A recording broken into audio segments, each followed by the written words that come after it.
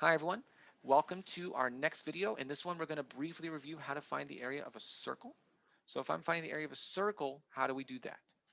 Well, again, you've probably seen this in the past, but a lot of people don't remember, and that's okay. First of all, let's talk about how do you make a circle, right? So if I was to construct a circle here, how is a circle constructed, right? Where does that circle come from? I used a tool on my computer, right? But if I was to make a circle in the real world, how would you make one? Typically what you would do is, like, if I was to draw a circle, let me show you, right? I would start, here. Now kind of just kind of, wing it, right? Try to make it as I go. And there's something I'm doing as I rotate my line around that tells me if I'm making a good circle or not. No, look at my circle. Does that look like a good circle? No, right? What did I do wrong? What's wrong with my circle compared to the one on the left? Pause the video and think about that. All right, hopefully you paused it, you thought about it. What's wrong with my circle on the right? Look at it. It's not the it's wobbly, right? What do you mean by wobbly? What does it mean by wobbly here? Well, I'm not supposed to wiggle inwards like this or like this, right? It's wobbly. I needed it to be very precise, the same distance around the whole way. When you make a circle, what you're doing is you're talking about a consistent distance away from a point, right? So imagine it's like, social distancing.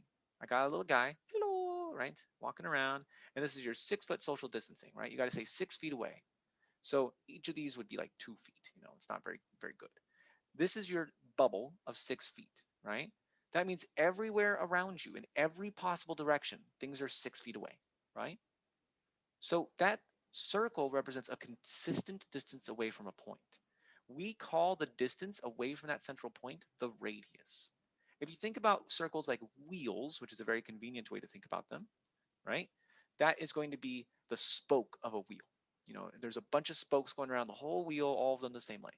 So radius is that distance, okay? How do you find the area of a circle? I won't be able to go through the whole explanation, right? You've seen that in the past. Maybe we'll have time to go over it again in the future. I'll make a bonus video on it if people want to see it. But the area of a circle, you just kind of got to trust me, is pi r squared. Pi, for people who don't remember it, is an irrational number. So that means it's a number that goes on forever. It's 3.1415926, blah, blah, blah, blah, blah. I can't tell you the whole number because it goes on forever. Pi is the ratio, the proportion between a circle's diameter, which is the whole way around the circle, and the circumference of the circle, which is the distance around the circle, right?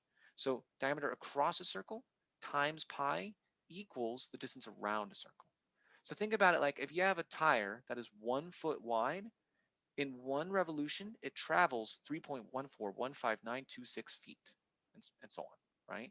That is what pi does. You're not supposed to know pi. In a calculator, just click the pi button, right? Or you estimate it as 3.14. If you go to like 5 decimal places, you're good enough to get the diameter of the known universe, okay? So you don't need to worry about it. To find the area is actually a lot more straightforward than you think. All I gotta do is plug and chug. So I'm gonna plug in my radius. Let's say my radius this case was 3, right? I'm gonna plug in my radius, and I'm gonna get 3 squared, which is 9 times pi, okay? There you go. That's your area. Now, if I wanted to estimate that, like, on it, give me more of an answer because I don't know what 9 pi is, right? That's going to be something like 27.9-ish, something like that. I don't know. But it's around there. I'm going to make it an approximate symbol, right? So you can see it's about 3 times as big, a little more, okay? But about 3 times as big. There you have it. That is the area of a circle. Not too bad, right?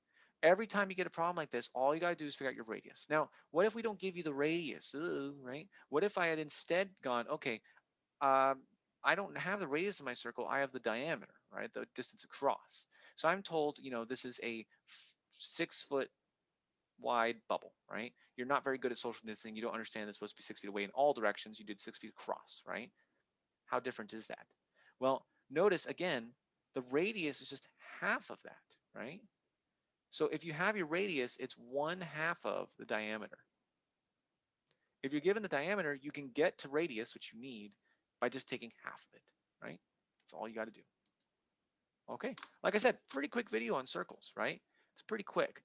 But the main important things, remember, one, radius is the consistent distance away from a central point that your circle's circumference is, right? So all the points that make up a circle, They're that distance away from the middle of it, right? The epicenter. And then your diameter is twice your radius to get across the circle. Okay? To find the area, you just do pi times the radius squared. There you have it. I hope you have a good day. Look forward to our next video where we will talk about composite figures and shaded regions. All right, so I'll see you then.